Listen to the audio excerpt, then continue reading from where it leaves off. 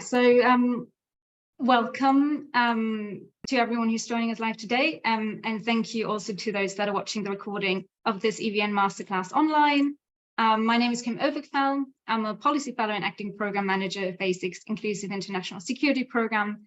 This is our 6th Expert Masterclass in a series intended to be an accessible digital resource for primarily our EVN members, but also the general public.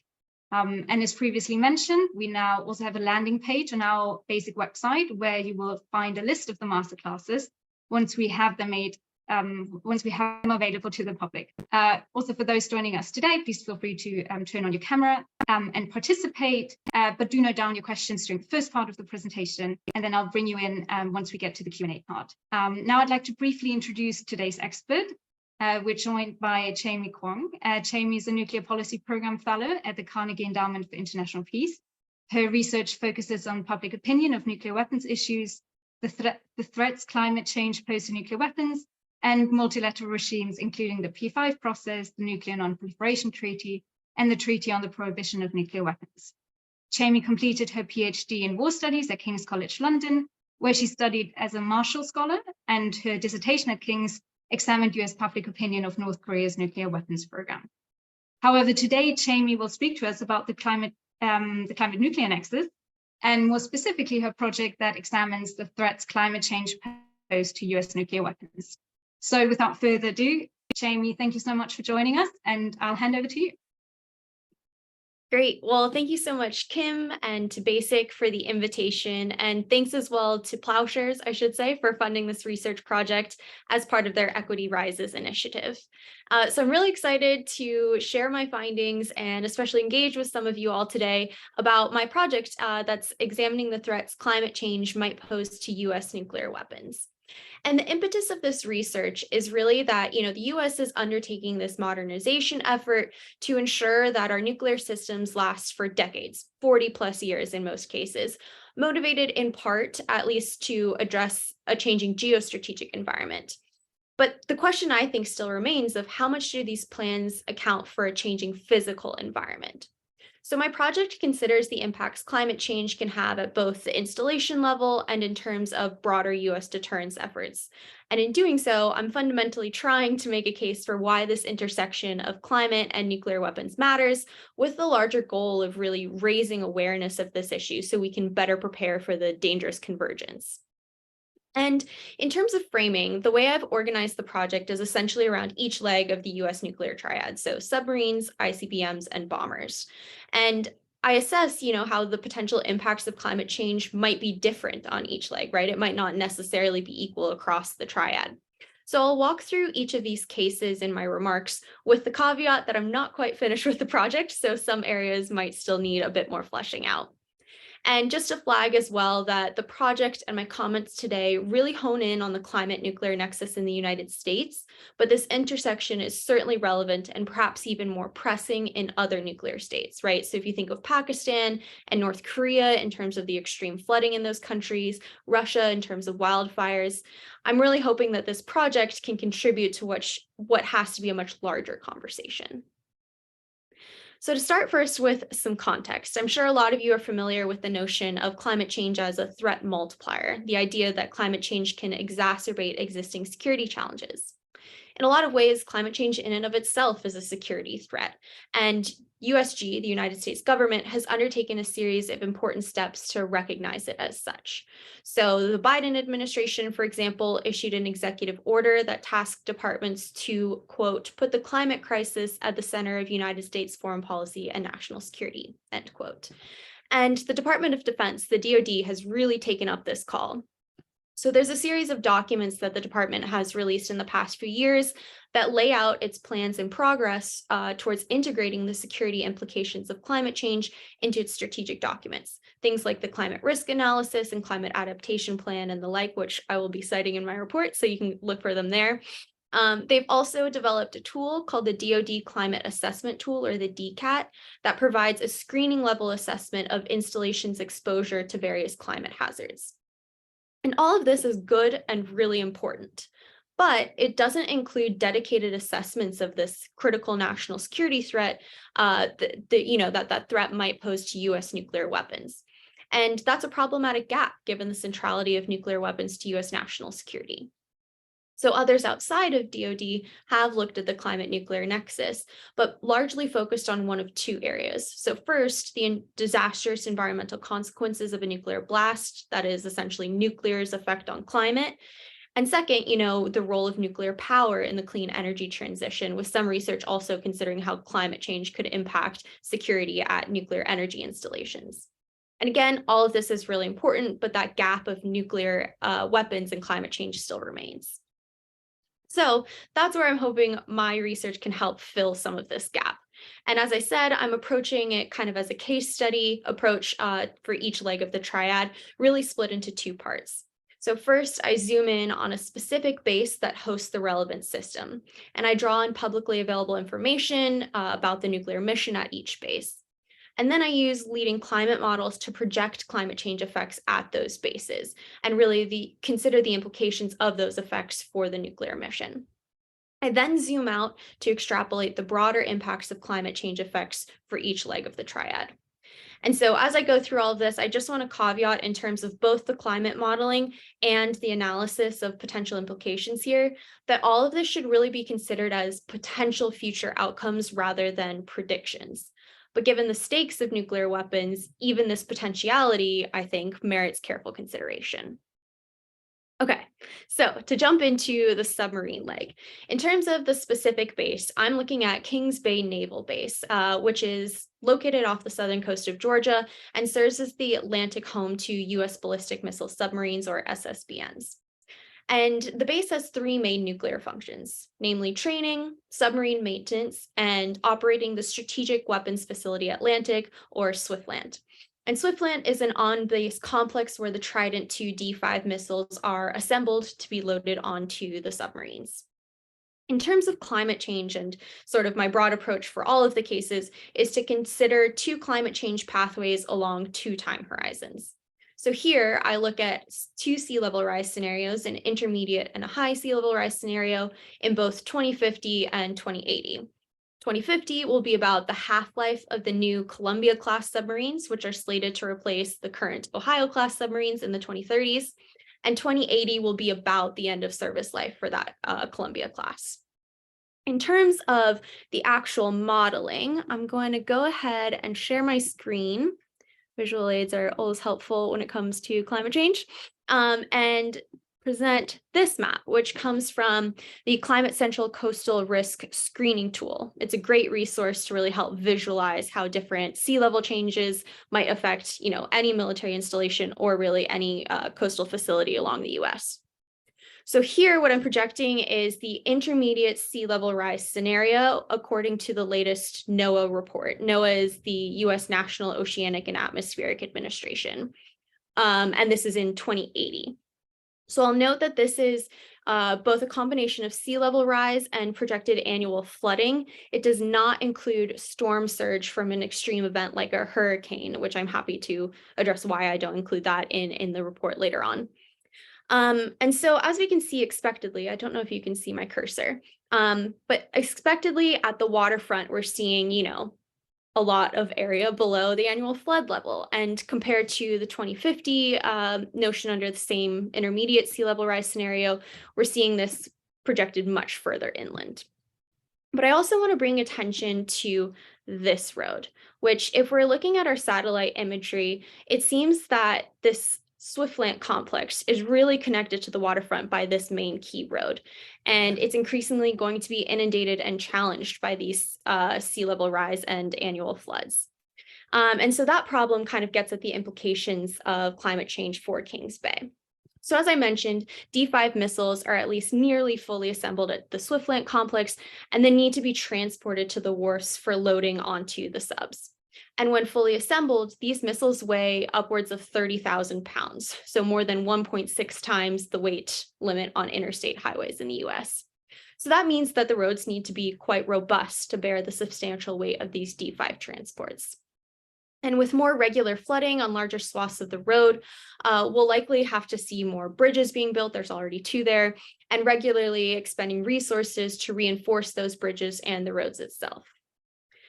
That's certainly a resource investment, but more problematic is if the road becomes unusable at times. That could severely impact the base's ability to ensure that the submarines are equipped with viable missiles.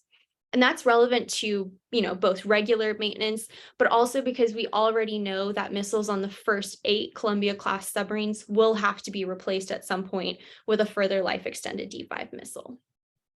In addition, of course, we are seeing inundation at the waterfront itself. That is, the water is really pushing more and more inland. And the problem here is really in terms of usability and accessibility of the waterfront, with potentially quite costly impacts if some of those buildings have to be raised or fully relocated further inland.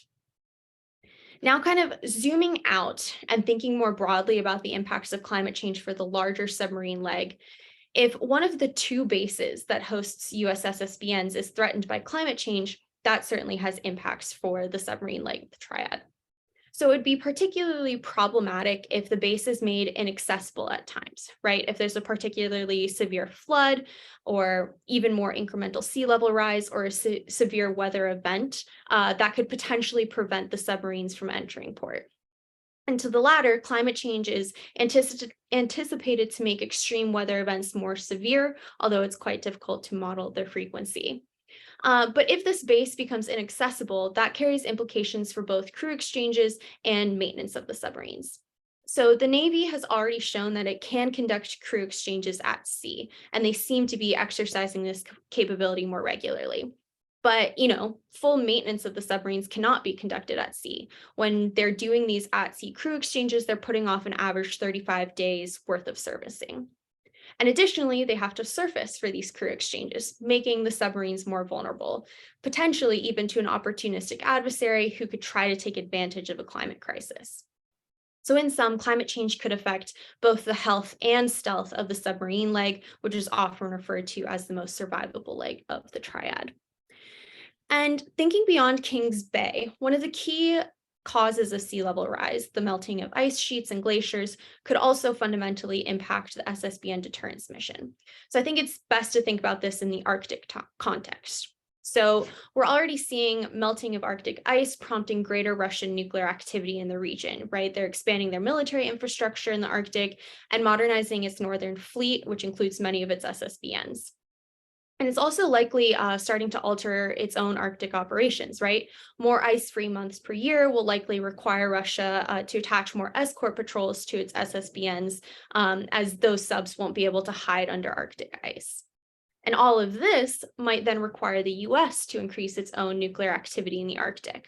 So that may mean placing more monitoring assets in the region, but those assets, and especially land-based assets, themselves are not immune from climate change effects like melting permafrost and coastal erosion. The US could also potentially have to expand its own SSBN deterrence patrols in the region. And open source intelligence suggests that the US does not currently operate SSBNs in the Arctic.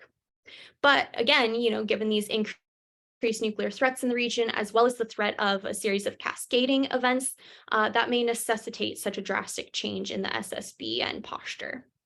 So again, all of these challenges and potential changes to SSBN operations are really speculative, but certainly not implausible. And it gets to the main point of the research that we really need to be thinking through these potential big picture implications of climate change. So that's the submarine leg. Moving on to the ICBM leg. So for this case, I'm looking at Minot Air Force Base in North Dakota. I'll go ahead and switch slides there. And so Minot hosts both B-52 bombers and Minuteman III ICBMs, and I'm going to focus on just the ICBM mission here. So the 91st Missile Wing is tasked with operating, maintaining, and securing about 135 missiles across 150 launch facilities located in the Minot Missile Field, which is projected here. It's about an 8,500 square mile area in North Dakota. In terms of operations, that means staffing underground missile alert facilities that serve as the command center for the launch facilities. And by 2036, the 91st Wing will have the same mission, but for the replacement program of the Minuteman III, the Sentinel, which was formerly referred to as the ground-based strategic deterrent. In terms of climate change, historical events suggest that extreme flooding might be relevant for Minot's ICBM mission. But a problem here is that we can't model extreme flooding over long time horizons like we can do for sea level rise in the previous case. So in my report, I instead consider warming and precipitation trends. So in terms of warming, under both lower emissions and higher emissions pathways in mid-century and late century timelines, we can expect more extremely hot days, which are generally defined as days over 90 degrees Fahrenheit or 32 degrees Celsius. And that extreme heat could have impacts on things like snowmelt. So not only could it start that winter thawing process earlier in the year, but it could also potentially make it a faster process, increasing flood risks along the way. In terms of precipitation, climate models don't actually project that much change, but warming means greater variability becomes more common. And low probability but severe events are really a product of that kind of variability. So thinking about flood implications and what they would look like, I draw on some evidence from a historical flood that occurred in the region in 2011. So that flood really inundated the city of Minot, which you can see here with the green dot, and displaced about a quarter of the population, including over 1,100 airmen and their families. And there was no direct damage to the base, which is this star on the map here. But 7 launch facilities were reportedly made inaccessible due to damage and flooding on access roads. And again, reportedly, the base had to cut water consumption in half because it relies on commercial water utilities. And the base itself was also affected by the year's large snowmelt, right? There were months in which airmen had to deploy sandbags and water pumps to really prevent a water infiltration issue across the missile field. So in the report, I provide an amended version of this map that I've shown here and kind of overlay 100-year flood zones onto the silo field. So 100-year flood zones are areas that have a 1% chance of flooding in a given year. And this map in particular comes from the environmental impact statement put together by the Air Force for the Sentinel program, which is a legally mandated environmental assessment of a major proposed federal action. And when you overlay the two, you see that most launch facilities and missile alert facilities are not in FEMA designated flood zones, although some launch facilities are quite close. But there are utility corridors that intersect with flood zones in addition to some of these main roads. And while you can't see it given the scale of this map, we'd expect some access roads, some of the more isolated access roads also intersect with some of these floodplains. So what does that mean for Minot? More severe flooding, or even a cascade of smaller flooding events, could impact the operation of ICBM silos. So water infiltration at launch facilities and missile alert facilities could pose an issue, both in terms of corrosion and also flooding an underground facility. And accelerated flooding could exacerbate these challenges and require more mitigation efforts and resources with budgetary and personnel implications. But that would likely be more of a nuisance than something that would really cause a substantial change in, operations or even readiness or alert status. The bigger issue is really if access roads are inundated or compromised, as we saw in 2011, both in terms of staffing and maintenance operations. So on the staffing side of things, that may require a change in shift schedules or procedures in an event of an extreme flood, probably similar to some of the adaptations made during COVID. But in terms of maintenance, that's an especially difficult challenge, especially considering the sheer weight of many of these trucks and maintenance materials that are often driving down country lanes, most of which are essentially dirt roads that are not really equipped for heavy machinery as is, let alone when they're compromised by floods. And there is a special program for maintaining roads like this. It's called the Defense Access Roads Program.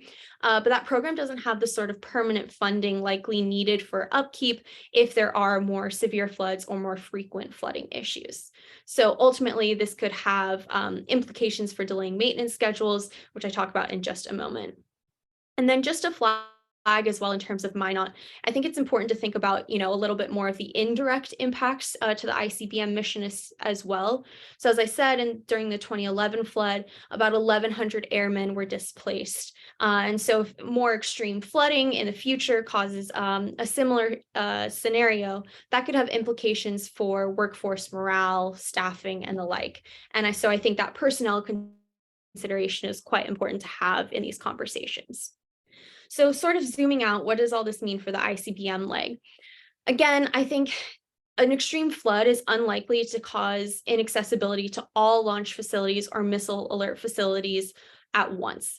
So it probably doesn't fundamentally undermine the ICBM mission, and probably means that it's not particularly vulnerable to opportunistic adversaries taking advantage of climate crisis, especially since, of course, Minot's missile field is backstopped by 2 other ICBM bases. I will flag, though, that all 3 of the ICBM bases and silo fields are in the Missouri River Basin. So there is the possibility that they could be impacted in similar ways by a particularly wet year, but likely not at the same extremes. But again, that accessibility issue brought on by extreme flooding events does potentially have broader implications, right? Inaccessibility to any launch facility or missile alert facility could cause severe issues if it disrupts things like the transfer of weapons or the transfer of limited life components. So these flooding events could disrupt deliveries of these components, which would be an especially big issue if these deliveries are caught in the extreme event themselves. But in terms of limited life components, if these components aren't replaced within a specified time, that could potentially undermine the reliability of the weapon, eventually to a point of non-operationality. So this speaks to a sort of supply chain issue that I'm calling it, that could potentially undermine the reliability of some missiles, although again, likely not all missiles at once. And this is really some worst case scenario thinking. But again, the possibility should be a consideration and factored into how the US is thinking about its capacity and ability to maintain the ICBM leg of the triad. All right, moving on to the bomber leg. So for this leg, I'm looking at Whiteman Air Force Base in Missouri. And it hosts B-2 bombers, which are, the US's stealth bomber force, and the base is tasked with maintaining the planes in these special climate-controlled hangars, as well as operating the storage site of an estimated 100 nuclear warheads. And in the 2030s, the B-2s will be gradually replaced by the next generation B-21s, but there's lots of secrecy around the replacement program, so most of my analysis is really based on the B-2s themselves. In terms of climate change, the region is generally characterized by quite variable weather. So across all the cases, this one is really the hardest to model in a climate change sense. And that's an important recognition that not all climate change modeling and monitoring can be standardized across DoD installations. That said, there are 2 climate change effects worth considering here, both heat and precipitation patterns that could lead to flash flooding. So in terms of heat, like Minot, we can reasonably project some of these warming trends into the future. And not only can we expect more days greater than 90 degrees Fahrenheit, but we can also expect days greater than 100 degrees Fahrenheit or 38 degrees Celsius. In terms of flash flooding, warmer temperatures can cause more extreme precipitation events. So when it rains, it will likely rain harder, increasing the risk of flash flooding.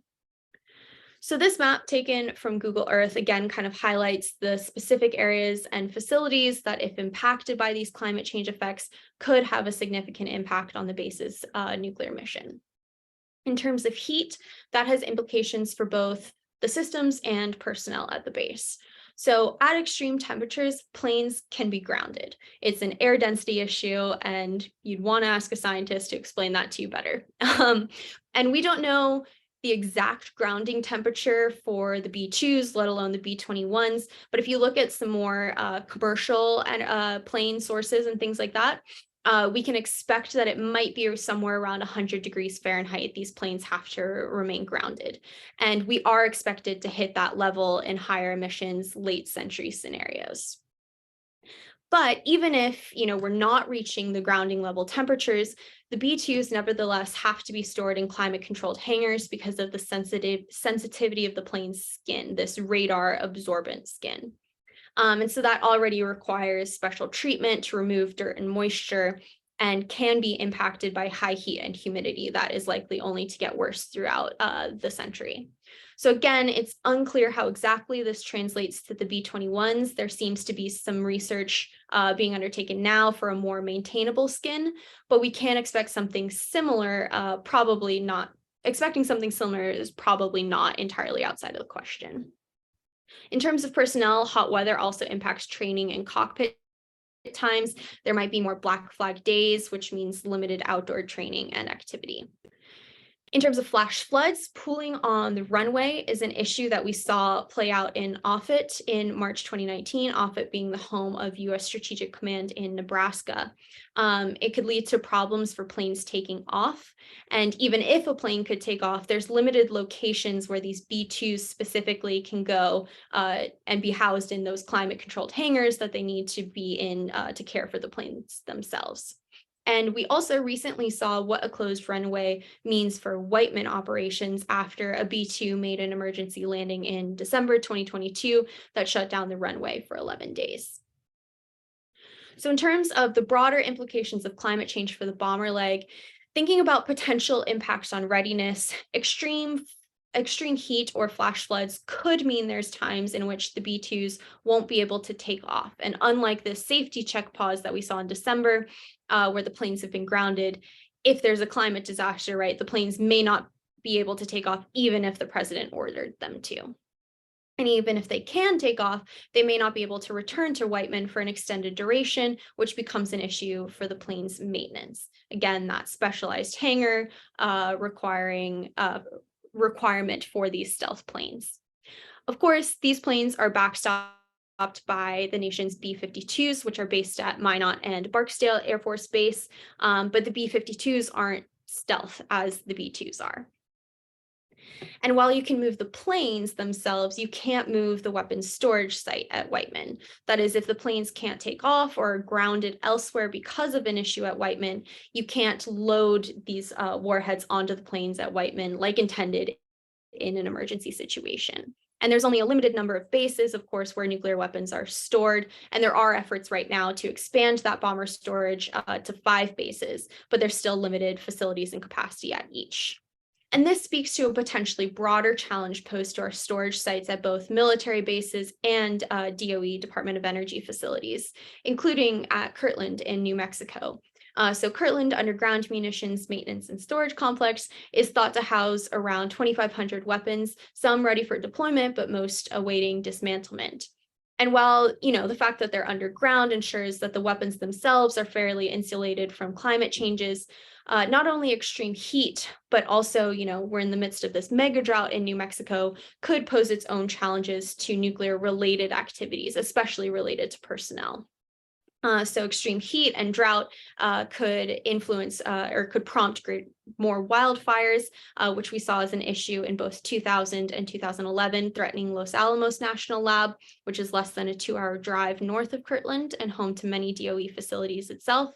And so the lab was evacuated, as well as the surrounding city, with significant impacts, of course, on personnel there. So here, the bottom line is really that climate change could potentially undermine our ability to safely store, maintain, and mate warheads to their delivery vehicles at any time it's required. So as I start to wrap up, I'll stop sharing my screen. I want to acknowledge, of course, that DoD has undertaken some efforts to address the impacts of climate change, mostly at the installation level. And the Navy in particular is quite aware of the impacts of sea level rise on its installations. So at Kings Bay, for example, it's part of a program with local partners to identify natural infrastructure solutions to help cope with some sea level rise and flooding. But that attention is not consistent across installations, especially at more inland installations like Minot and Whiteman. And again, I'm concerned that a lot of this thinking isn't thinking beyond installation level to some of these broader deterrence implications that I've addressed. So in my report, I offer some recommendations of how USG can think about better preparing for this dangerous convergence of climate change and nuclear weapons. And my recommendations really range from the more budgetary level, which I think necessarily includes Congress as a key part of the conversation, all the way up to bigger considerations that DoD might think about pursuing, both in expanding facilities and modernizing systems, as well as executing the broader deterrence mission. But I'll leave it there as a bit of a cliffhanger in the hopes that you might read my report.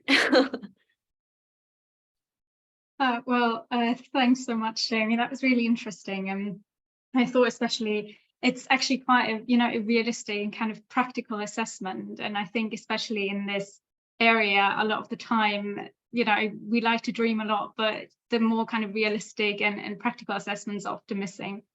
So thanks so much for laying out your kind of initial findings and report to us, and we'll definitely make sure to follow up on that once that report is out. But for now, I would like to ask those attending whether any of you have any questions or any comments or contributions you'd like to make. And I think Declan has his hand up. So Declan, just come in. Thanks. Thanks, Tim, and thanks, Jamie, for that really, really interesting presentation. And there's lots of fascinating ways that the climate impacted those nuclear facilities that I never would have thought of off the top of my head. So my question is based specifically thinking about it from a British perspective on, obviously you showed how all parts of the nuclear triad can be affected, but particularly with Britain, which relies on its submarine trident deterrent. Do you think that it's possible in the second half of this century, with rising sea levels, that, say, for example, Fastlane military base, that in general coastline bases could become a serious problem and could seriously undermine how practical it is to have a submarine-based nuclear deterrent?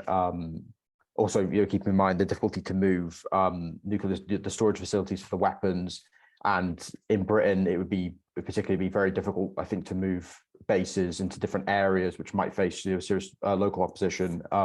So could it make a system like Trident and a singular kind of nuclear deterrent system impractical?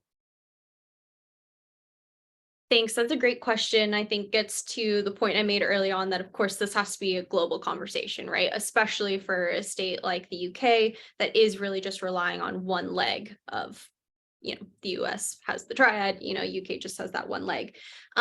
So I have not looked at kind of sea level rise climate modeling data around the British Isles. So I'm not sure exactly what sea level rise means in terms of Fastlane. Just to kind of make a different comparison, of course, I was looking at Kings Bay, which is the Atlantic home of the USS SBN fleet. There's also another base in Washington State on the Pacific side. That particular base is more insulated in terms of just kind of some of the natural features of the Washington coastline. So it is possible that that might be the case with Fastlane. Again, I'd have to look into some of that modeling data. But I think you're asking the right questions, right? Let's go look at that modeling data, see what that means in terms of, worst case, best case scenario in terms of climate modeling, and what does that mean for the larger operations of, the UK's deterrent. I think that's certainly something that needs greater consideration, and I don't really have an answer for you at the moment, but I think you're on the right track. Thanks, Declan. Thanks, Jamie. I think while we give some of the others some time, if any of you have any additional questions, I'm going to ask a second one. And this one is a bit more, I think, project setup related. So I was just curious, just taking kind of a broader look at the project itself.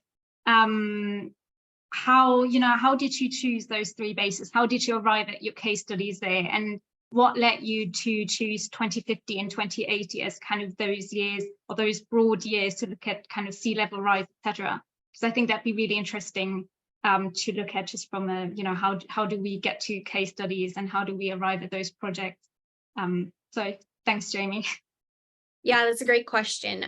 So to take the timeline question first, The way I tried to think about it is, how does this track onto the half-life and the end of service life, or the expected end of service life for a lot of these modernized systems that are in the pipeline? So, the Columbia-class submarines, the Sentinel, and the B-21s, although the B-21s are shrouded in a lot of secrecy, so we don't really know what the service life is looking like. But kind of thinking about those timeline points, because in terms of our current systems, there's usually a midlife sort of servicing that's done, especially if you're thinking in terms of the submarines. And then the end of life, of course, is, we don't know what that looks like in a 2080 sort of context, but is there another system coming into play? Is that system getting life extended? Is it a bit more vulnerable because it's a lot older? So that's kind of what drove that. It also happens to fall quite nicely on some of the climate models that tend to do a sort of mid-century and late century projection, depending on which sort of climate change effect you're thinking about.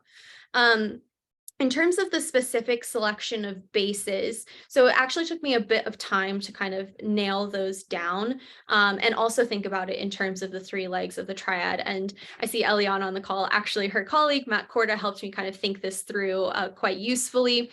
In terms of, when you're thinking about a project and your stakeholders, I think I'm really trying to aim this towards more of the nuclear-oriented crowd, of course, bringing in climate experts along the way.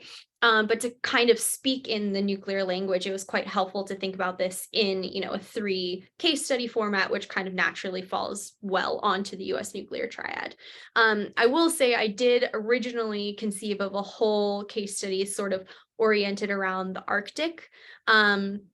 And that was really focused on the US early warning detection system up there, part of the US-Canada NORAD effort. But that, I think, needs to be a whole project in and of itself, which I would encourage others to look at as well. So I went ahead and dropped that, sort of incorporated it into the SSBN case, but really just honed in on these specific bases. Thanks so much, Jamie. And actually, in the meantime, we got 2 more questions. So I'm going to be reading out the first one from Erin Connolly. She says, thank you for your presentation. I'm curious what you think about how climate change might impact the motivations for states to engage in arms control. Given this is a global challenge, as you mentioned, could it incentivize countries to engage in traditional arms control, or even force posture resilience to reduce the impact of climate change on strategic stability? And she's saying apologies, she's in the office. So it'd be great if you could maybe expand a bit on that. Thank you. Awesome. Well, thank you, Erin, and thank you for tuning in. So I think that's a great question. And one of my colleagues at Carnegie, Lindsay Rand, has also conducted a study kind of looking at this climate nuclear intersection. And she specifically, with her co-author, has looked in both the US and Russian context, and specifically the vulnerability of the ICBM silos to wildfires. And given that it is a mutual risk, I think there certainly is the potential that this could be, a motivating factor to sort of engage in arms control, or at least engage in, some sort of mutual risk reduction efforts as related to this kind of dangerous intersection.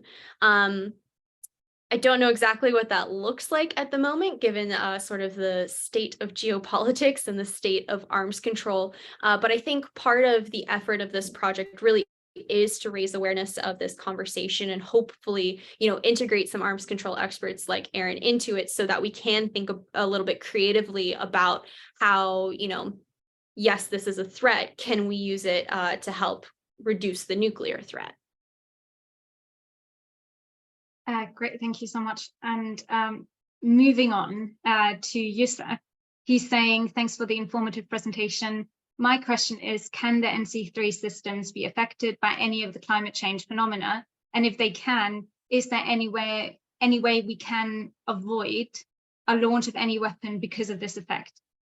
He also has a second question, and that is, can you please recommend resources that can help us to delve deeper into the topic of the climate nuclear nexus?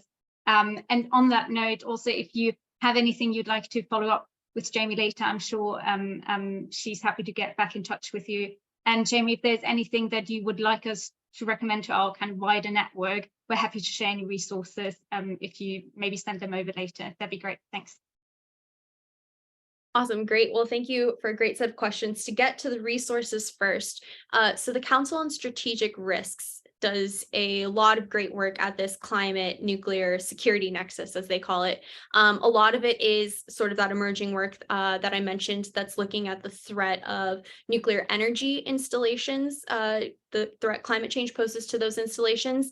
So that's certainly an area to start and kind of see how that might overlay onto the weapons side of things.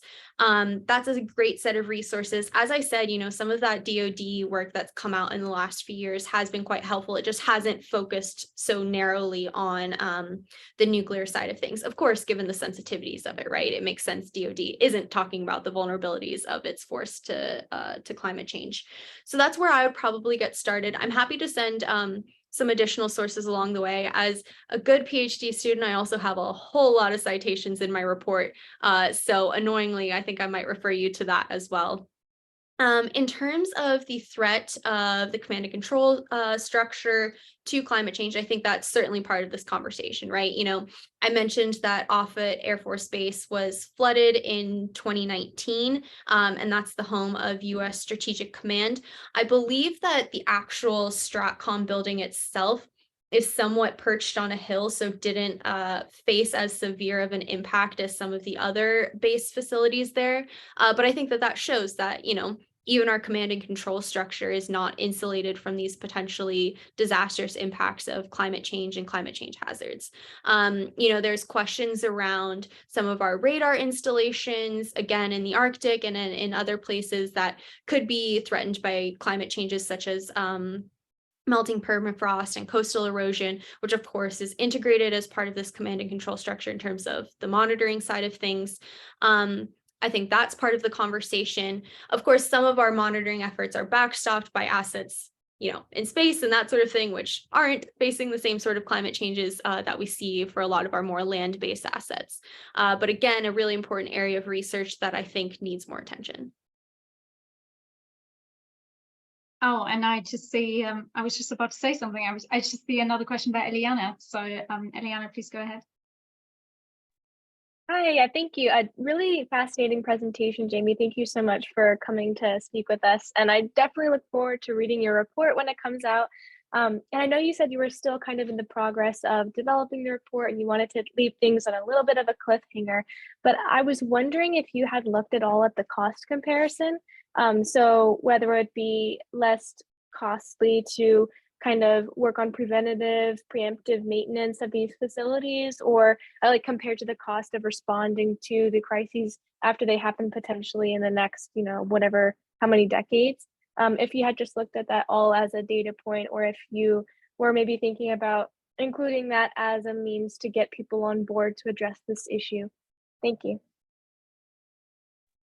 That's a great question. Thanks, Eliana. So short answer, sort of. So in some of the cases I have, in the SSBN case in particular, there's a great resource from one of those DoD documents I've been talking about. One of their appendices essentially kind of outlines in a hypothetical installation case, what it would cost, for example, to elevate a coastal building 8 feet.